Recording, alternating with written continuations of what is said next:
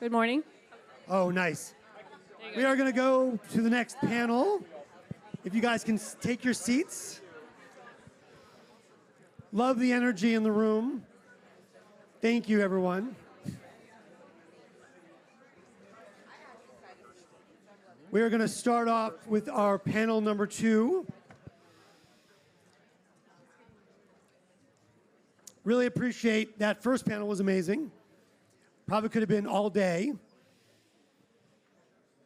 It did make me think about barriers to access you don't think about all the time. I was at the neurologist with my 86-year-old mother last week, and we got there, and they said, "Did you fill out all the forms?" And I said, "I think we did." And they said, "No, there's 3 forms you still have to fill out. We texted them to your mom's phone." And I said, "My mom has acute arthritis and doesn't have a phone. So I'm not sure where you texted that form to, but maybe we can just fill it out with paper." But it did make me think about everything we're talking about here, which is barriers to access.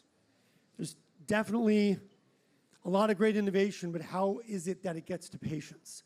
So while we started out with a more broad discussion, we're going to pinpoint something a little more focused right now, and that is longevity and the transition from the discussion of healthy aging and longevity to this idea of health span.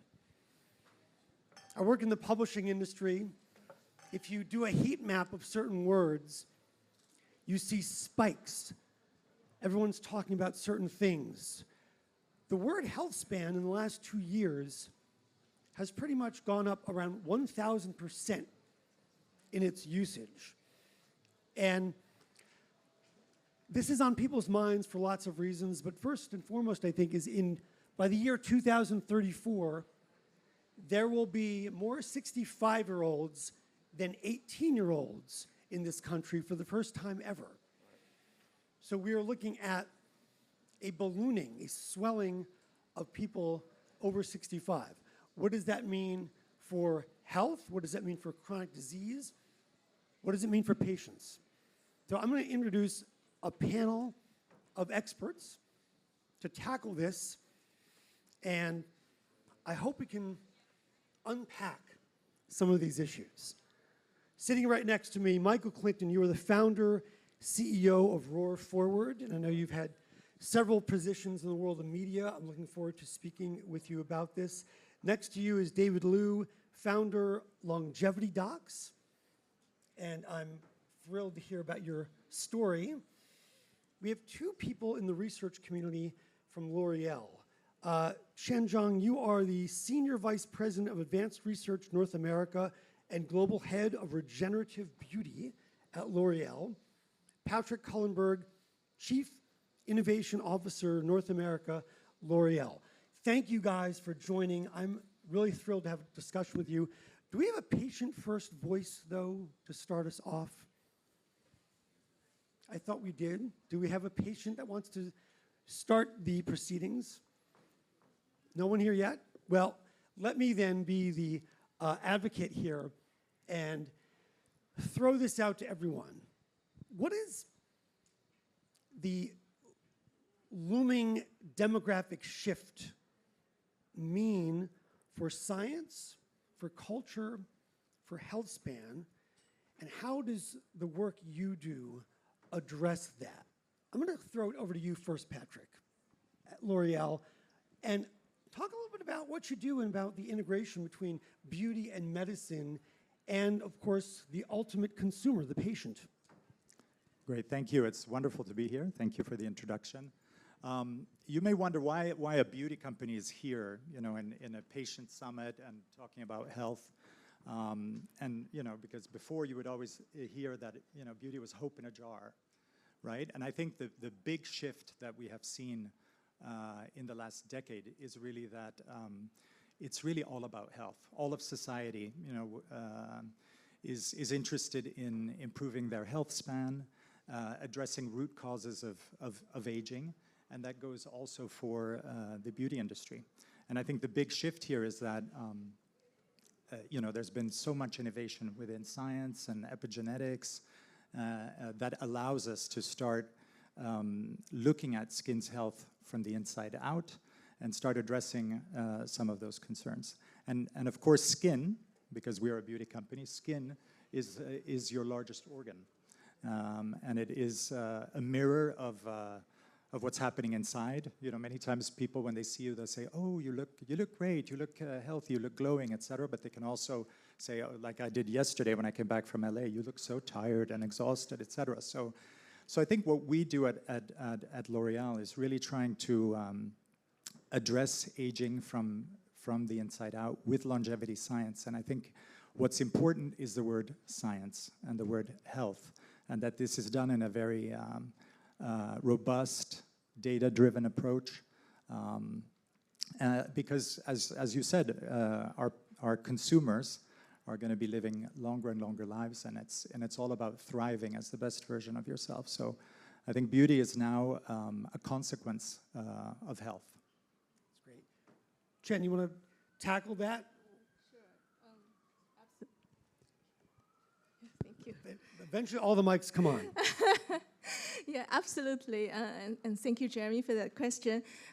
For us, health is the new beauty for sure. And it's actually about more like interdisciplinary research.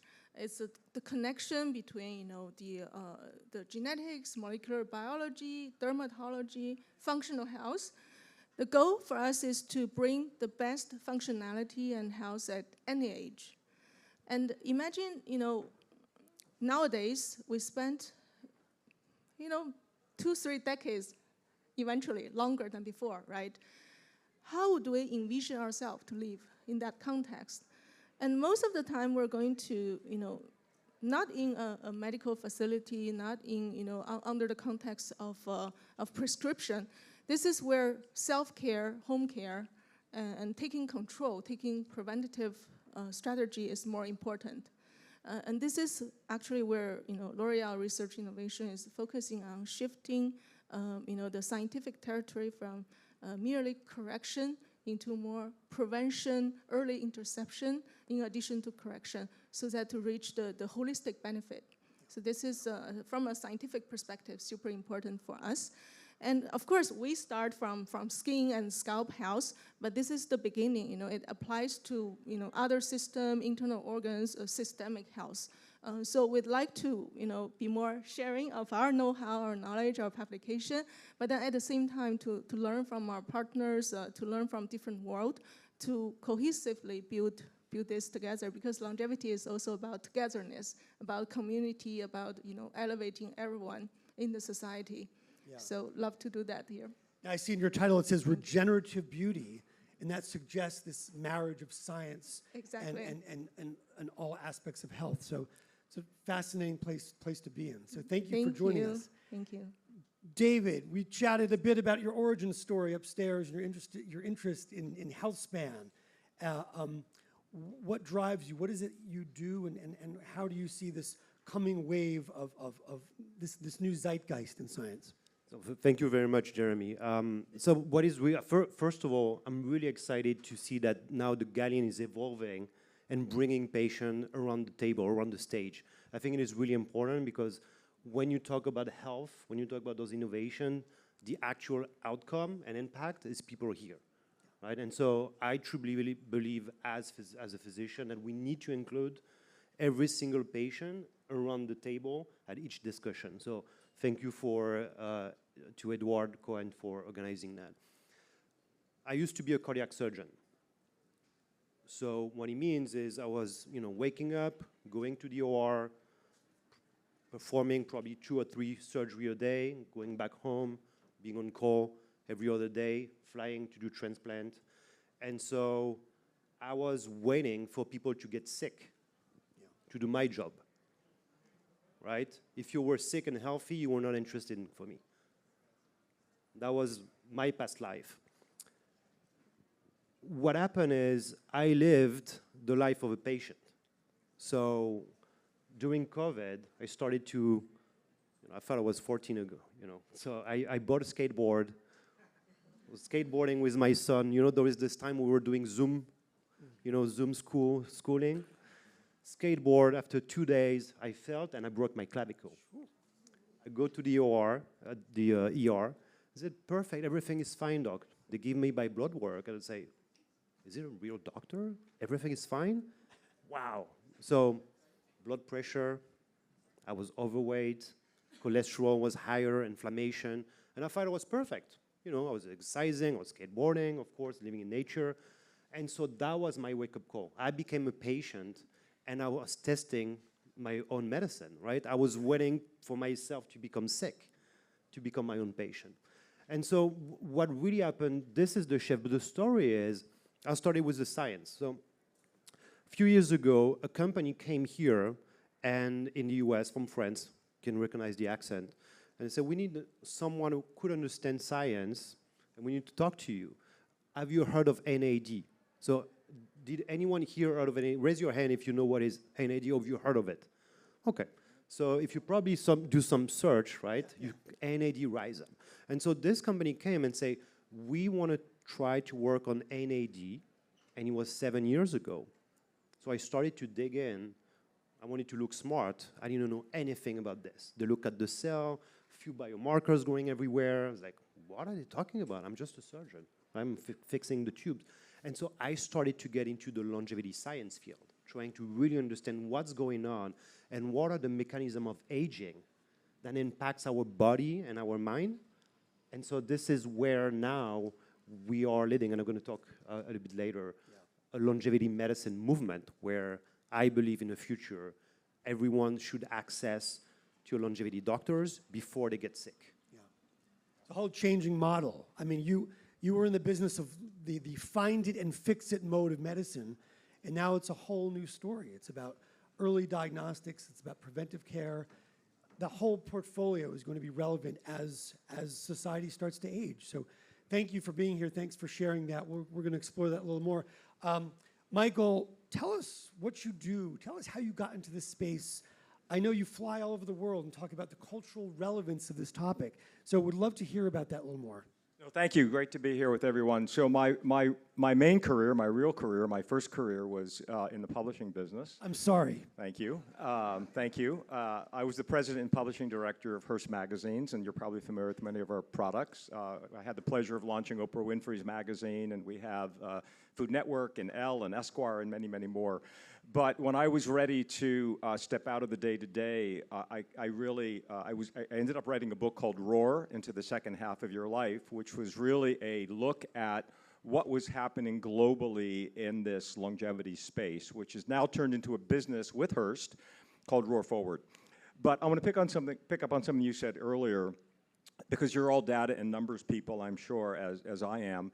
If you think 100 years ago in this country, there were 7.8 million people who were 65 years old or older.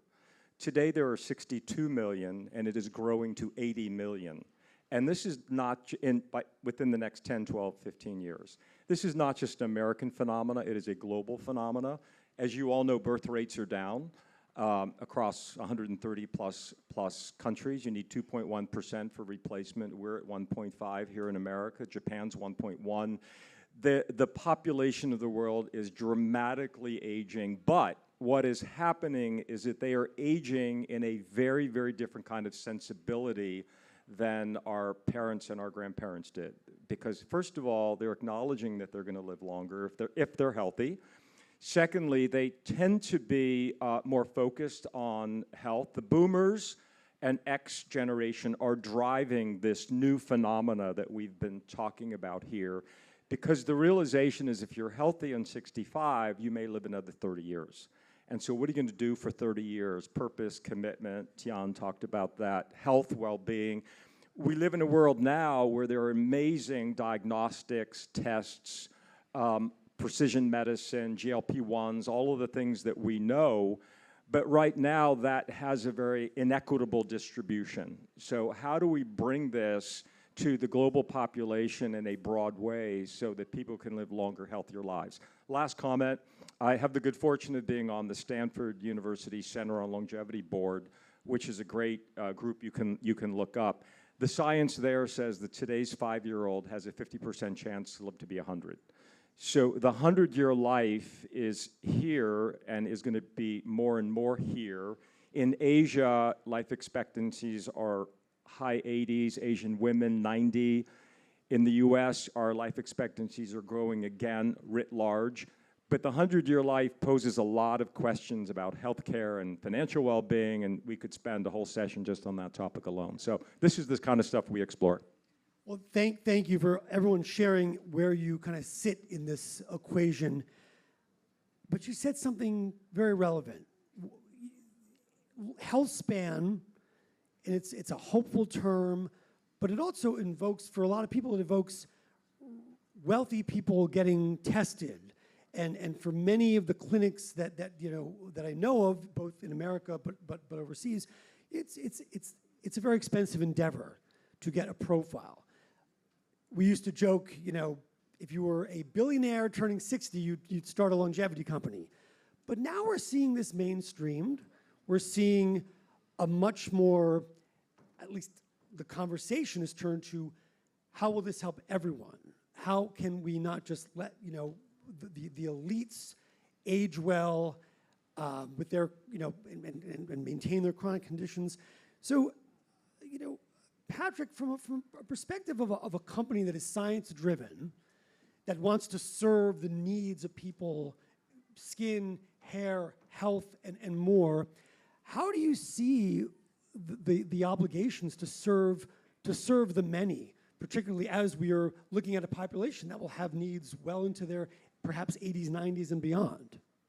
That's a great question. And it's true that at L'Oréal, our mission is really beauty for all, because we do sincerely believe that beauty is incredibly empowering in the way that you show up, in the way that you feel, and the way that you thrive in community. And I would say that, if you think about skincare and hair care, these are categories that are able, in a sense, to bring longevity to all. It starts, of course, longevity started with, like you think it was scientists and doctors and sort of some tech people in California, but the reality is now that longevity, and I love that, I don't know if I'm revealing something, the title of your new book, I won't say it, but anyway, there is a sort of, longevity is in mainstream culture now. And when it comes to beauty, we have to be very careful that it's authentic, and that it is science-based, and that it's honest, because the reality is that consumers, we used to talk as a company 10 years ago about anti-aging, anti-wrinkle creams, and all of these things. Nobody wants to talk about that anymore. It's really about pro-aging. It's about being your vital, healthiest self. And like I was saying before, beauty is going to be a consequence of health.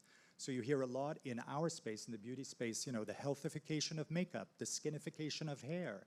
And that is all, at the end of the day, very linked to this desire to be the best version of yourself. And I think our industry, the beauty industry, has the tools today, because of science, because of the ability to measure, to check biomarkers of aging, to be able to establish a baseline, and to be able to have therapies or ingredients or products that address that over time. And yes, maybe in the beginning it might be, like when we say for all, we're talking about maybe it will come in one of the sort of luxury brands first. Maybe we'll talk about that later, but we have a diagnostic tool called Cell Bioprint, which is able to, in 5 minutes, diagnose or give you your skin's biological age. It can predict a little bit how your skin might age. Is it going to develop spots where you need certain therapies for that? Or even, how it reacts to certain ingredients. So the ability to have these diagnostics and then biotech ingredients that are able to act inside the skin. And it's really about how do we, with consumers, and that's the challenge, speak to them with clarity and clinical proof about the unseen, because longevity is often about things you can't see.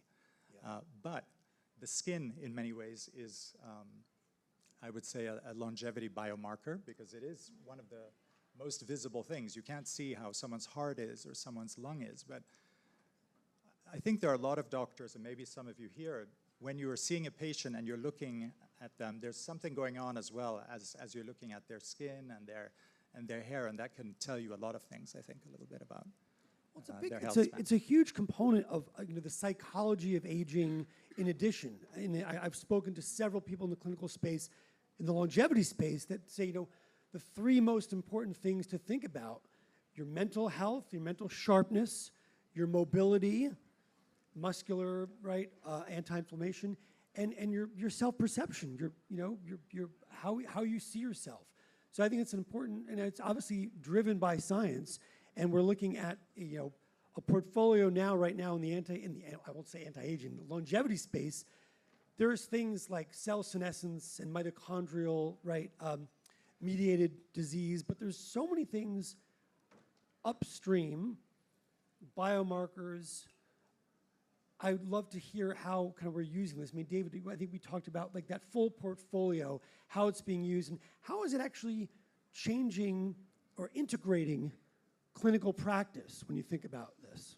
So I think first of all, it's like defining what is longevity, right? And I don't think there is a proper definition, right? You can Google it, ChatGPT it, talk to a lot of different people. Longevity will mean something different for each one of you, right? But I think what can really summarize it is people want to live longer, but they want as well to live better. So when we were talking about lifespan before, which is the life expectancy for a country, lifespan is how long I will live. It could be 100 years old. And health span could be how long I will live without a disease, in good health, which probably in America is 60 to 65 years old, okay? So longevity is becoming a global economy, right? An economy that embodies, that takes under its umbrella technology, healthcare, consumer product, but as well media and information. AI is coming. So when you look at longevity, there's a lot of different verticals that need to be addressed, right? Now, as scientists and clinicals in a clinical field, what we look at is not how do we treat the disease, right? Treating the disease is something that is pretty well understood right now, is how do we understand the mechanism of aging, right? So you were talking about, DNA, methylation, mitochondria. Those are all those hallmarks of aging. And what happens is several innovation are trying to target one of them, one time, one after the other, and develop product around that. So what it's creating is creating a new economy around that, on the mechanism of aging and how we can mitigate it. So now that's at the cellular level, right? And so can we affect aging? Can we slow down? And even, can we even at some point reverse it, right? Those are the discussions. So you were talking about the billionaires investing in companies. Most mogul in the tech industry right now have built biotech company targeting the mechanism of aging, right? From the Google to Amazon, without naming any companies, they're all looking at aging at the cellular level, the same way L'Oreal is doing it. So what it means in the future is when those companies will be able to understand the mechanism and product and solution that be available for all of us, the cost will decrease.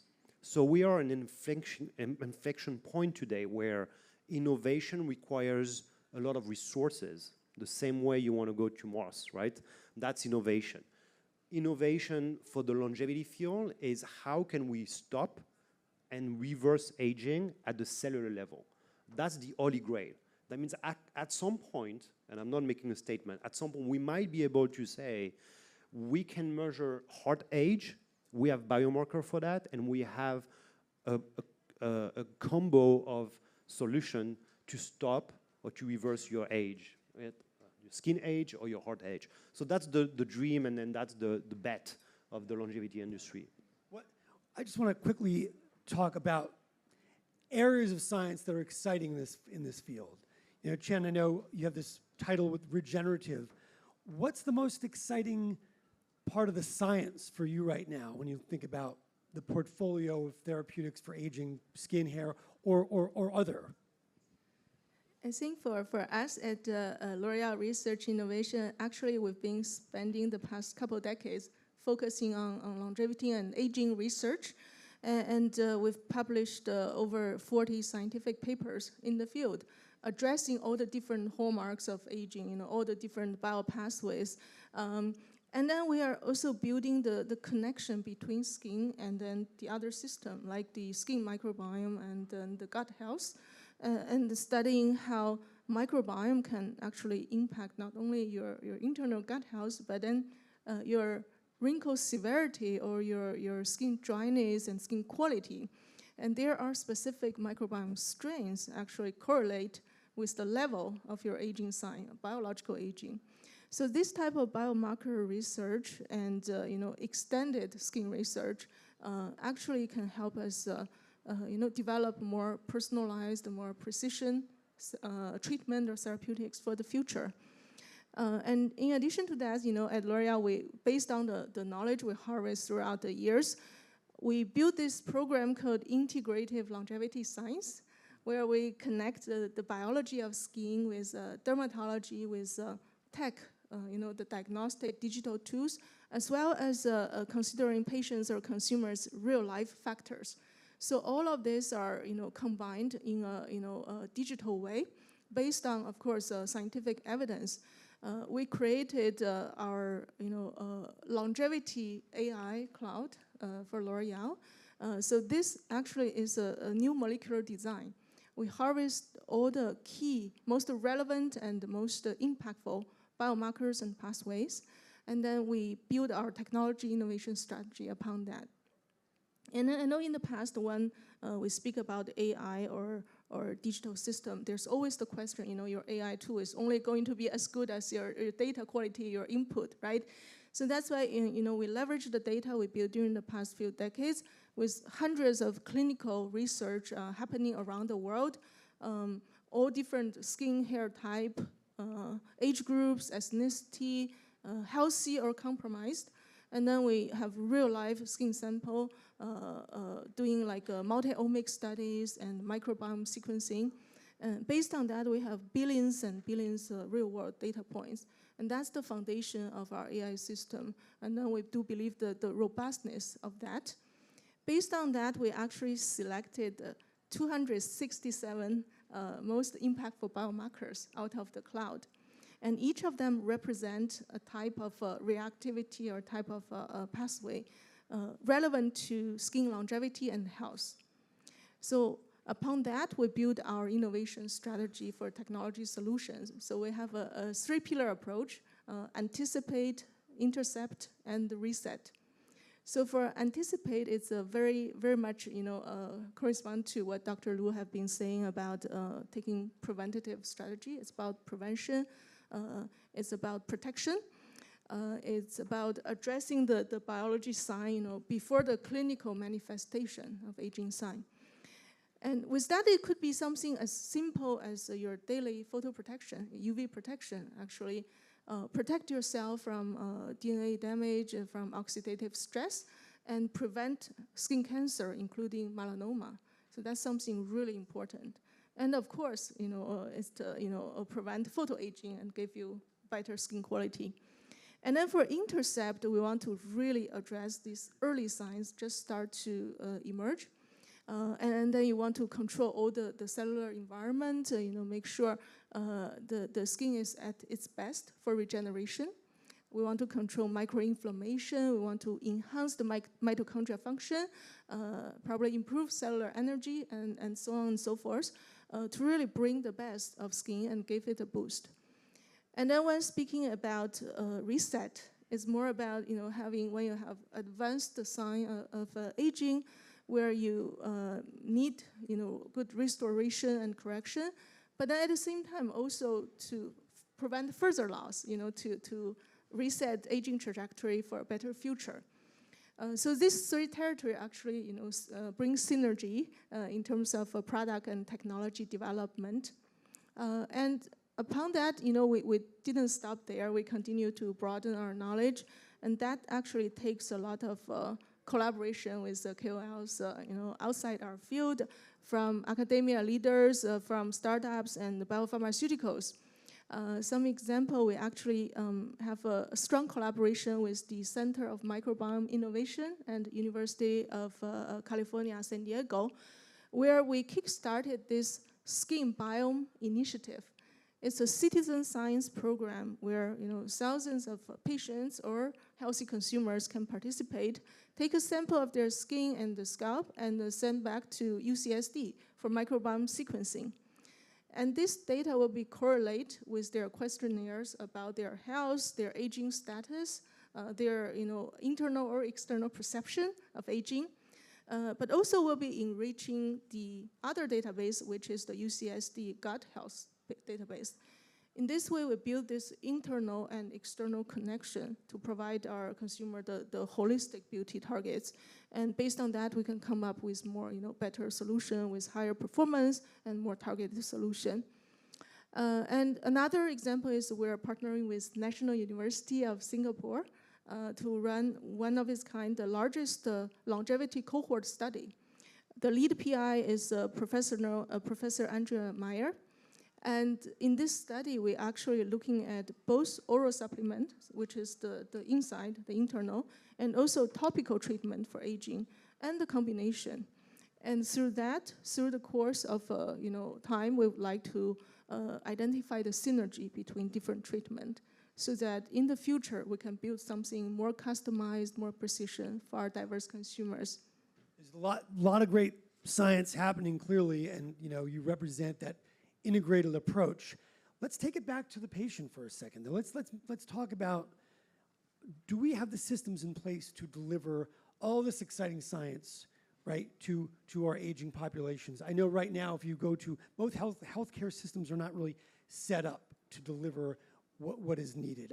Again, took my mother to about 3 different doctors. None of them communicated with anyone.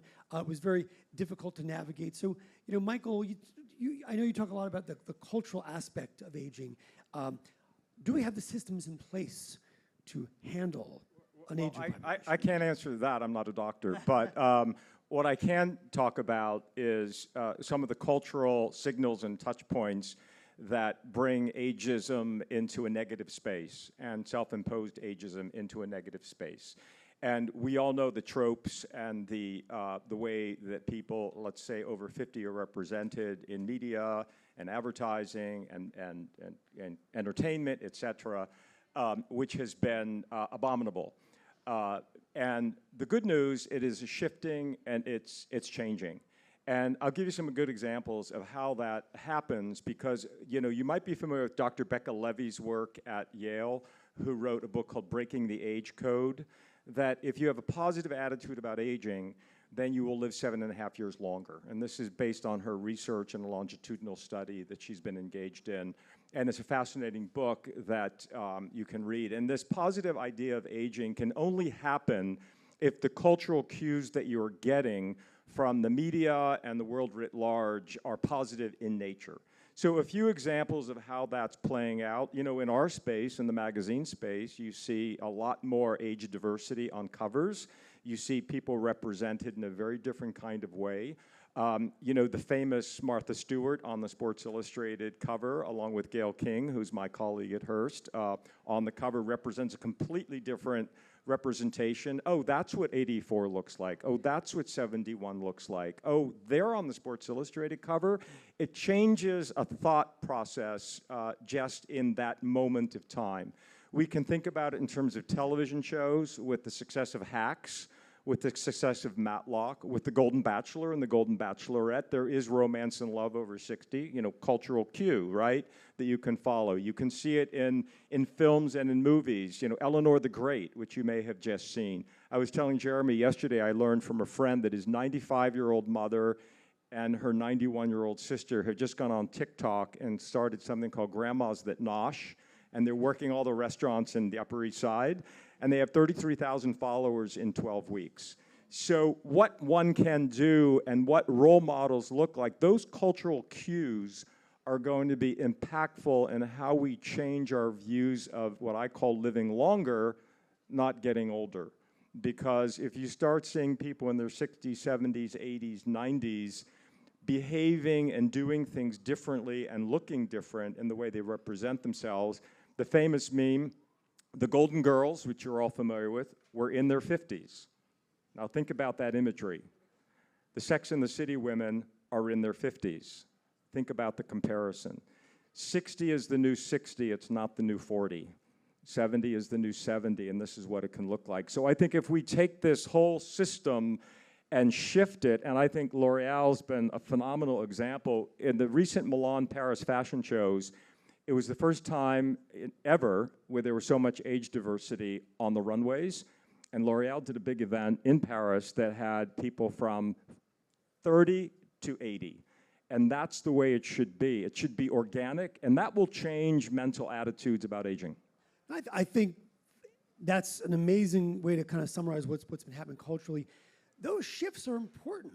They change attitudes, they change perceptions. They will, I think, David, change the way clinicians even perceive of patients. So, I'll throw it over to you. What changes are you excited about in terms of cultural shifts? But what systemic changes do you think have to happen? And this could be health systems or any system to kind of address the zeitgeist of health span. So you know what I'm really excited about whenever you say longevity at a dinner, you have 20,000 questions. You know why? People are excited about it. I had never had a question about how do I change an artery of the heart. Never, right? So I can tell you the longevity starts with people. It starts with every single one of you decided, I want to live a better and longer life. That's it. And so we don't have to wait for health system, the whole industry to be ready. That's the thing. What I always start my, usually keynotes of conversation is everyone has a plan. You have, family plan, vacation plan, business plan, you have national plan. Who has a longevity plan here? Raise your hand. 10 over 200. Perfect. Congrats to whoever has one. So it started in your home. It starts with yourself being aware that you can be in control of your health. Before, like 10 years ago, that was never the case. You were talking about health, that was healthcare, that was disease, that was hospital, that was drug company, that was dirty, right? And so what I think is happening is we are seeing a shift, a cultural shift, where longevity now becomes aspirational.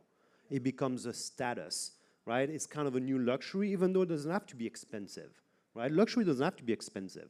Like freedom, nature, and time is free, but it's a luxury right now, right? So what people say about longevity, putting a sticker of it is expensive, it is not accessible, it is not affordable, I don't think it's true.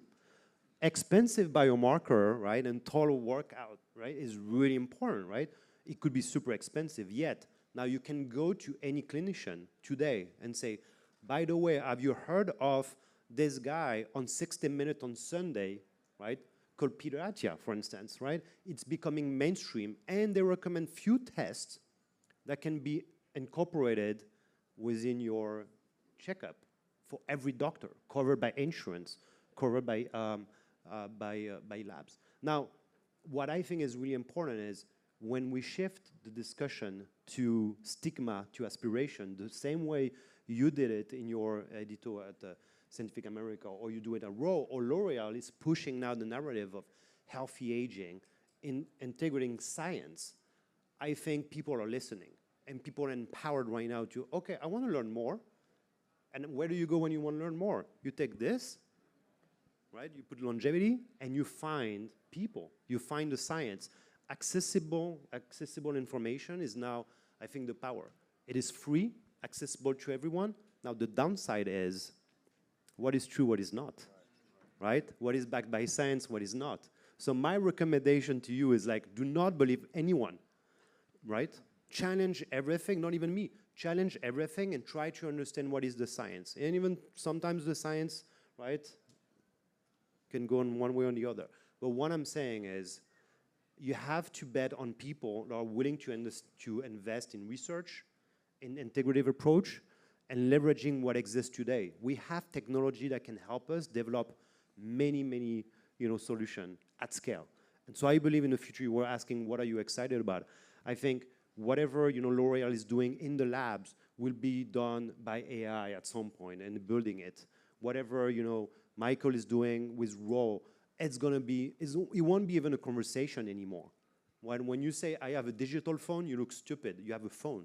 It is digital. Right? That said, you have money on a digital card, and no, this is a credit card. So what I think the future will be, longevity will be embedded in every single industry. It will be ubiquitous, so we won't talk about it anymore. And the whole purpose of longevity is like every one of us here will never become a patient, right? Even if you're born with a rare disease, we'll be able to fix that before. So that's my prediction in the next 50, 100 years. Maybe we won't be able to see it, but I think that's where it's going. It's a very optimistic future. Yeah, Yes, I it's just Michael. comment on that. better, I want to longer. comment on that. No, first of all, I'm a total fanboy of Dr. David Liu, so you have to know that up front when we met a couple of years ago. But I want to pick up on something he said, because I think that this will broaden it out a bit. And Patrick, thank you for the plug. I spent the last year doing a lot of research on how longevity innovators in medicine and technology and higher education and travel and skin and sleep and other aspects are creating unbelievable pathways for enabling a longer, healthier life. It was mind-boggling to see what is happening with companies, universities, private investors. And it's not the tech bros that I'm talking about, because I really didn't talk to any of the tech bros. I wanted to take it. Yeah, I know. I wanted to take it to more of a, once again, getting back to this, how does this become equitable for going around the world? And what I learned ultimately is it's the longevity economy, but it is really the creation of a longevity industry where many verticals are now becoming integrated, and it's becoming a horizontal industry, trillions of dollars worth of value that will continue to grow.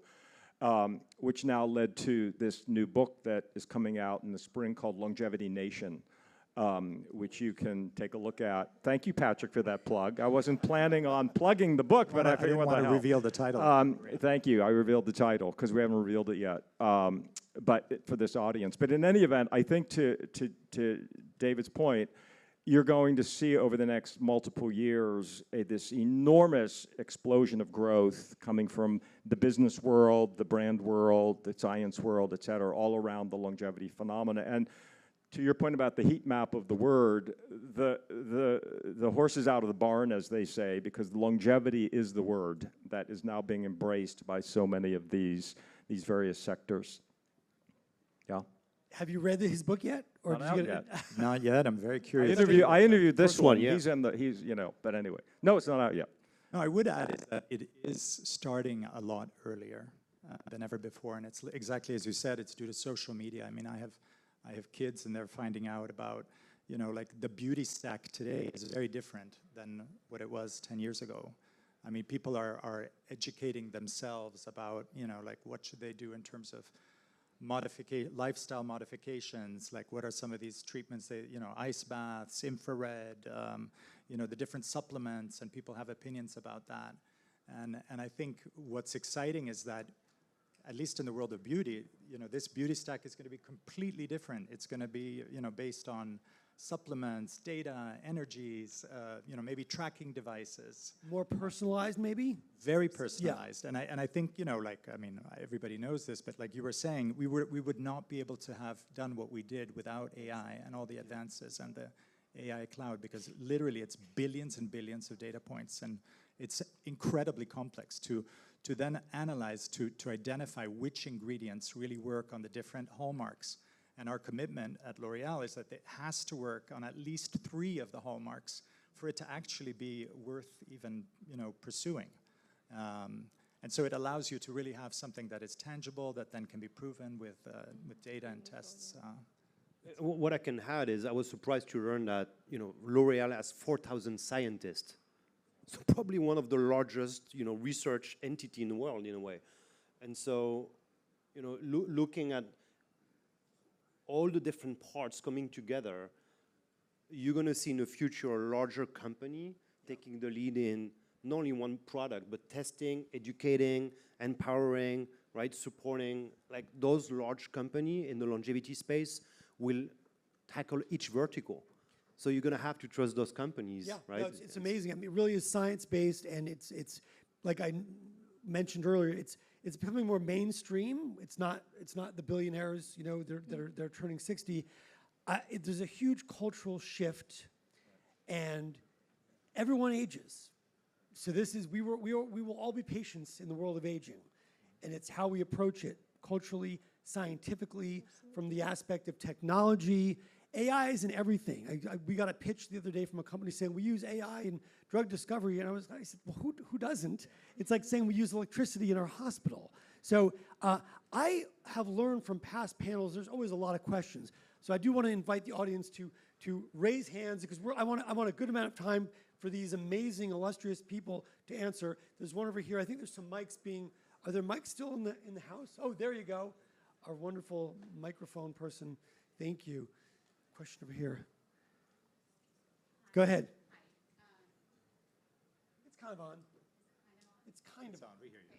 Hi, Katie Stevens. I'm in a unique position, I think, in the longevity. I am the executive director. Oh, maybe that's a better one. I'm the executive director of a patient advocacy group, Team Telomere. So everything that you're saying, right? So I'd like to bring this just from the patient advocacy side down to a little bit ground level, right? So I hear a lot about academia, I hear institution, I hear diagnostics, I hear all of these things. The longevity space has a huge ethical challenge in front of them, right? We have Stella, Nano, Tesla, Flow, qPCR for diagnostic testing. The true diagnostic testing in like idiopathic pulmonary fibrosis, where we know 40% of patients have short telomeres. If you're understanding okay, how am I going to put this? And those tests are not covered, right? So if we're talking about patient perspective in all of this, and we're trying to get an understanding of aging, we're not looking at who it's most affecting. A lot of studies are looking at how people are aging healthy, right? Like we're looking at the most healthy populations versus like the most affected populations, telomere biology disorders, and not having a clear understanding of that. So I think the longevity space has such a cross intersection with so many, like my space covers pulmonary, it covers cardio, it covers cancer, you know, hematology, all of it. I think there's a real missing moment to work with patient advocacy groups. I haven't heard that in this panel. So I think that would be a real beautiful Stanford longevity. Fantastic, but the clinic is 10 years behind in this particular, you know, short telomere space. So I think there's a definite like moment that's missing in working with patients to help understand longevity. I'll just comment on two hospitals that you might be familiar with that have are focused on, public hospitals that are focused on some of this. One is in Singapore through the National University of Singapore, and Dr. Indira Mayer, who was mentioned. The other's in Tel Aviv. Yeah. And these are two hospital systems that have been created, the first two in the world that have patient advocacy tied into longevity and bringing longevity practices to the everyday individual. I don't know if you're familiar with them, but you might we take opened a look. 18 centers of excellence last year, including 2 in Israel. So I think that, you know, patient population-wise, it's just a moment that I wanted to ground in the patient voice, working with patient advocacy groups. Anyone else want to comment on that in terms of patient advocacy and kind of marrying what you do to that world? I think for us, clearly the telomere shortening is part of the indication of the skin decline. And even we're not in the space of, you know, cancer therapeutics, but then we did, you know, perform different discovery work through our partners to look at, you know, different decline on all the aging hallmarks, including the telomere. So there could be maybe cross-fertilization, even it's not exactly the same organ. We can still look into the data and help. You know, we've been actively publishing in this field, and hopefully, you know, we can have, you know, future collaboration and conversation to build this together. Yeah, thank you. I mean, there's one in the back, a question in the back, and then one in the... Hi, I mean, basically, I was in pharma for 30 years, big 11 top pharma, I worked in them, and then jumped into the microbiome, into the longevity space. And what I see there, the intersection is not there for health and well-being, also for the microbiome.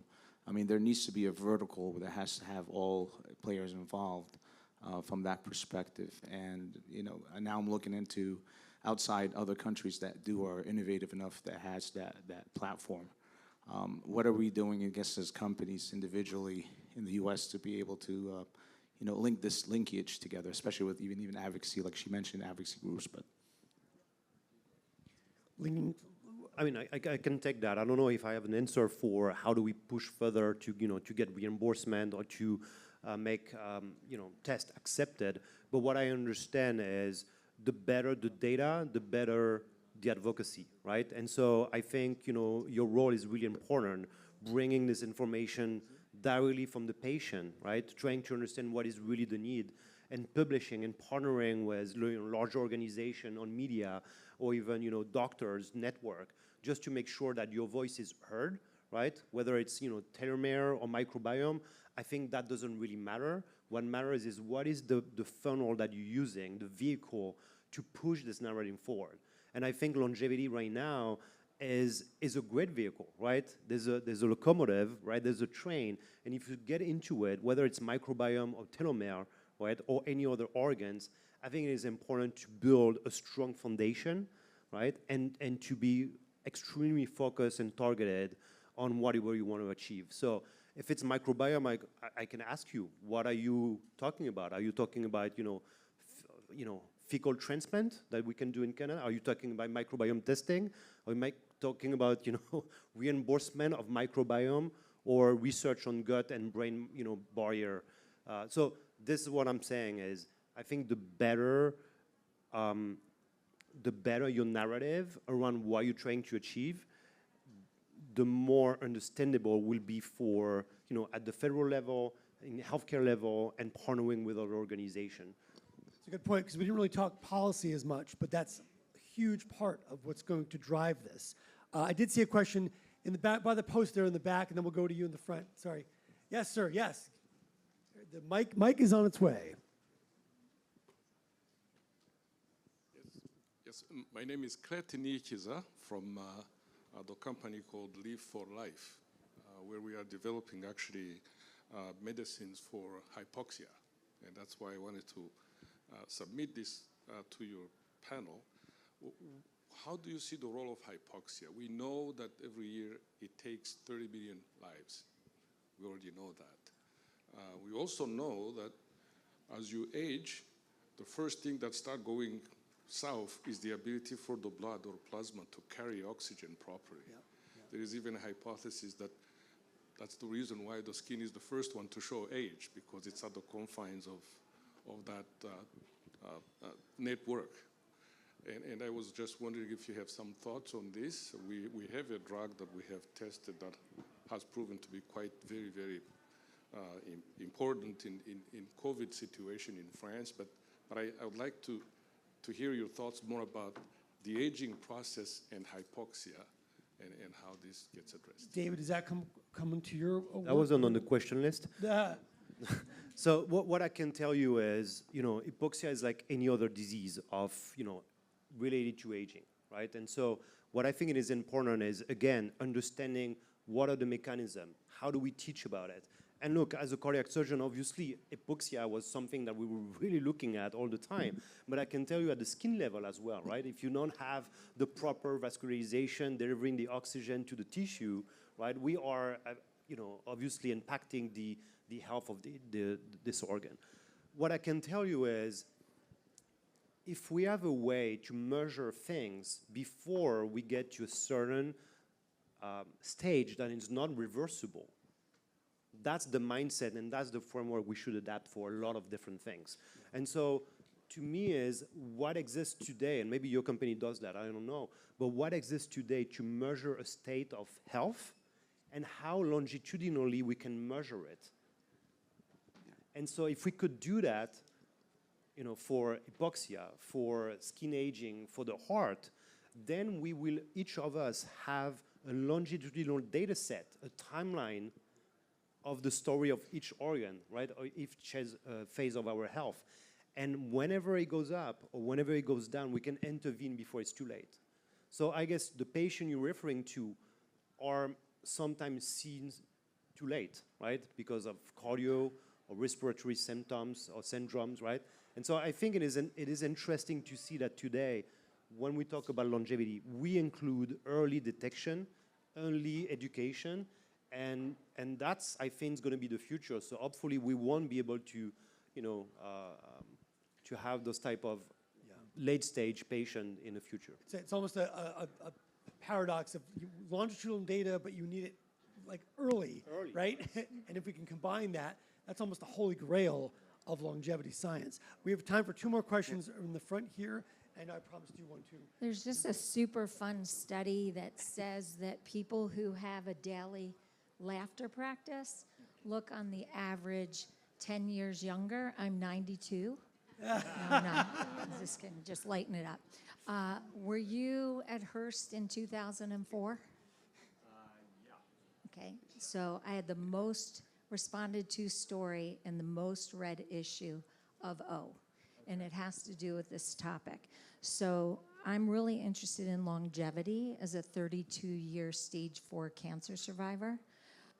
Really interested in quality of life and longevity. And my niche part of this is advanced cancer patients, or all cancer patients, and now all patients. So looking at, on a daily basis, how do we improve the longevity? And it's happening now with 18.6 million cancer survivors in the US and 32 million worldwide. So I want to, but do you want to comment a little bit about quality of life Sure. and longevity? I'll start with that. You know, we have at Hearst and other media companies, we're on a journey. We started. We have Men's Health and Women's Health magazines, as you probably know, and both of those editors are highly committed to bringing the quality journalism around the longevity conversation. Because as David said, there's a lot of misinformation out there. There's a lot of stuff that the everyday person cannot afford. There's the patient advocacy piece. How do we bring this from way up here, because scientists and universities and institutions all talk in the bubble, and it's all great, but how do we bring it down the funnel so that the everyday human being who is in the situation that you've described can get value and get some real information that's meaningful to them? So our magazines, Oprah Daily, Oprah is that brand now, is taking a big position in this space. A part of that conversation is the menopause conversation, which is part of both healthy women and not healthy women, and I think they're doing an amazing job in terms of communicating what that means.